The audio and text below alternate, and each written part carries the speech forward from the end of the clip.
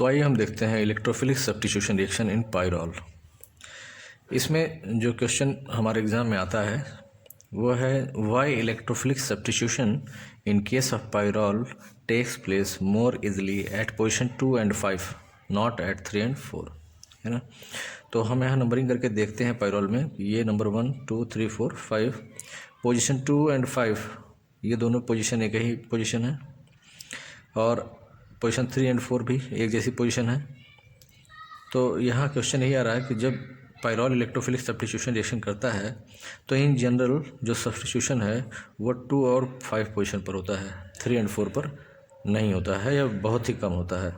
तो ऐसा क्यों है?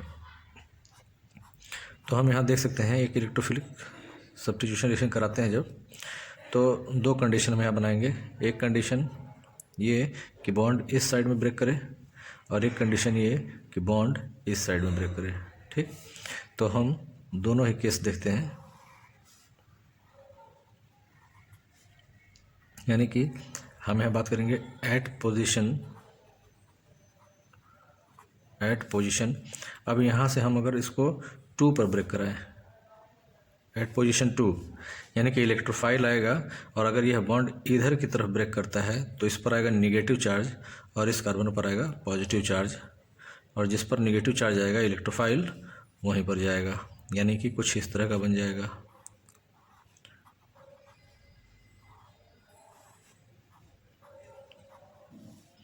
यहाँ पॉजिटिव चार्ज आ जाएगा, यहाँ डबल बॉन्ड, और यहाँ पर इलेक्ट्रोफाइल आकर ऐसे जुड़ जाएगा। फिर फर्दर ये रेजोनेटिंग स्ट्रक्चर बनेगा इसका, दिस विल अंडरगो रेजोनेंस।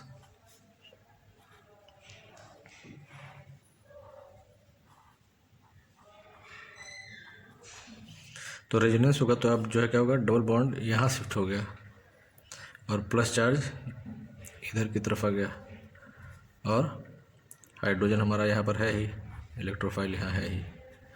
अभी क्या होगा, नाइट्रोजन के पास है लोन पेयर इलेक्ट्रॉन,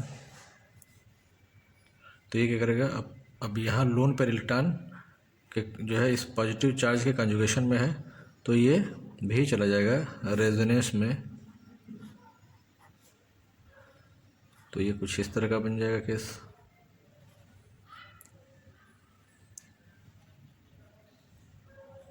यहाँ पर आ जाएगा डबल बॉन्ड, यहाँ नाइट्रोजन है, यहाँ हाइड्रोजन है, और इस पर आ गया पॉजिटिव चार्ज।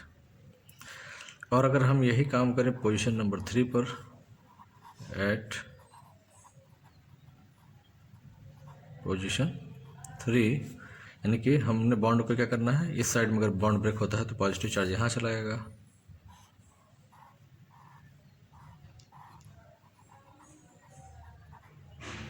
ये तो ऐसे ही रहेगा।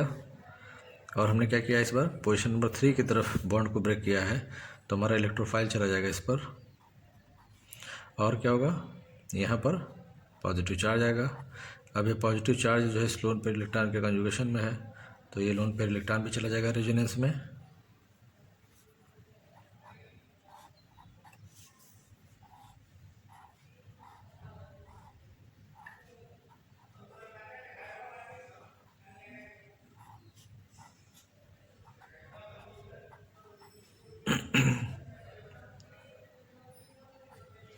तो इस पर आ गया पॉजिटिव चार्ज।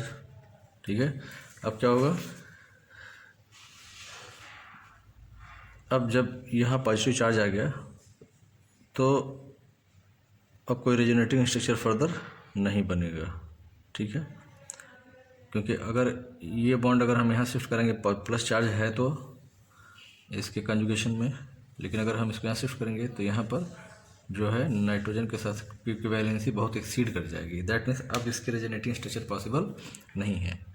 तो हम कह सकते हैं कि जब पायरॉल इलेक्ट्रोफिलिक सब्स्टिट्यूशन रिएक्शन देता है तो क्या होता है, जब वो पोजीशन नंबर 2 पर इलेक्ट्रोफाइल अटैक करता है तो उस केस में 3 रेजोनेटिंग स्ट्रक्चर्स बनते हैं, और जब इलेक्ट्रोफाइल पोजीशन नंबर 3 पर अटैक करता है तो केवल 2 रेजोनेटिंग स्ट्रक्चर बनते हैं। और हमें ये पता है कि greater the number of resonating structures greater will be the stability of molecule. तो कह सकते हैं कि जब पोजीशन नंबर 2 पर इलेक्ट्रोफाइल अटैक कर रहा है तो रेजोनेंस के कारण इसकी स्टेबिलिटी क्या हो रही है, बढ़ जा रही है। इसीलिए जो इलेक्ट्रोफाइल है वो प्रीफर करता है पोजीशन नंबर 2 और 5 पर अटैक करना, ठीक है। कंपैरेटिवली 3 और 4 पर अगर अटैक करता है तो हमारी रेजोनेंस स्टेबिलिटी जो है वो कम होती है, क्योंकि कम रेजोनेटिंग स्ट्रक्चर बन रहा है, ठीक है। तो इसलिए पोजीशन नंबर 3 पर प्रीफर नहीं करता है, तो हम वही कह सकते हैं, ठीक है।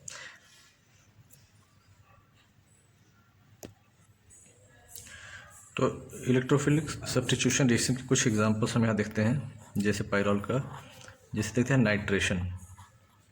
नाइट्रेशन हमें पता है कि जब हम किसी भी कंपाउंड का नाइट्रेशन करते हैं तो NO2 ग्रुप इलेक्ट्रोफाइल की तरह अटैक करता है। तो जैसे मान लीजिए ये है पायरॉल, अब पायरॉल का हमें नाइट्रेशन कराना है, तो HNO3 से रिएक्शन होता है, तो HNO3 को हम लिखते हैं HONO2, और इन presence of acetic anhydride CH3CO+O, acetic anhydride के प्रेजेंस में -10 डिग्री सेंटीग्रेड पर होता है रिएक्शन। तो यहाँ से जाहिर सी बात है जो इलेक्ट्रोफाइल जनरेट होगा NO2 वो क्या करेगा, इसके सेकेंड पोजीशन पर जाकर अटैक करेगा, क्योंकि अभी हमने पढ़ा भी है कि इलेक्ट्रोफाइल कहाँ जाएगा, प्रेफरेबली अटैक करेगा पोजीशन नंबर 2 पर। तो यहाँ जो प्रोडक्ट बनेगा वो ये हो जाएगा, यानी कि 2 नाइट्रोपायरॉल, 2 नाइट्रोपायरॉल, ठीक है। इसी तरह से हम और भी इलेक्ट्रोफिलिक सब्स्टिट्यूशन रिएक्शन देख सकते हैं। तो जैसे हम नेक्स्ट देखते हैं सल्फोनेशन। तो सल्फोनेशन में जब पायरॉल का रिएक्शन होता है सल्फर ट्राइऑक्साइड से प्लस SO3, यानी when pyrrole reacts with sulphur trioxide SO3 in presence of pyridine at 100 degree centigrade, तो यहाँ से क्या बनेगा प्रोडक्ट बता सकते हैं, पहले भी ऐसे रिएक्शन करते रहे हैं आप, SO3H, ठीक है। यानी इसको क्या पढ़ेंगे, pyrrole 2 sulphonic acid, pyrrole 2 sulphonic acid, ठीक है। इसी तरह से हम एक और रिएक्शन दे सकते हैं, रिएक्शन विद आयोडीन, यानी हैलोजिनेशन में आयोडीनेशन। अब आयोडीनेशन यानी हैलोजिनेशन देखेंगे तो हम यहाँ क्या देखते हैं कि व्हेन पायरॉल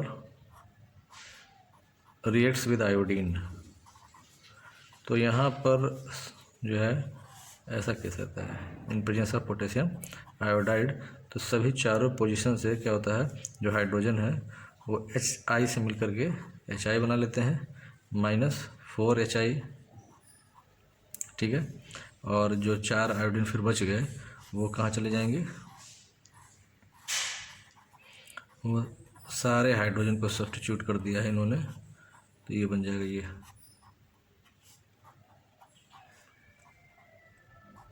ठीक है। इसको क्या पढ़ेंगे, 2, 3, 4, 5 टेट्रा आयोडो पायरोल, ठीक है। तो नाम आप अपने से लिखने की कोशिश किया कीजिए, मैं तो लिख तो दे रहा हूँ लेकिन मेरे लिखने से पहले आप एक बार ट्राई कर लिया कीजिए नाम से क्या होना चाहिए, ठीक है। तो ये कुछ सब्स्टिट्यूशन रिएक्शन के एग्जांपल्स हो गए जो हमारे एग्जाम्स में आते रहते हैं।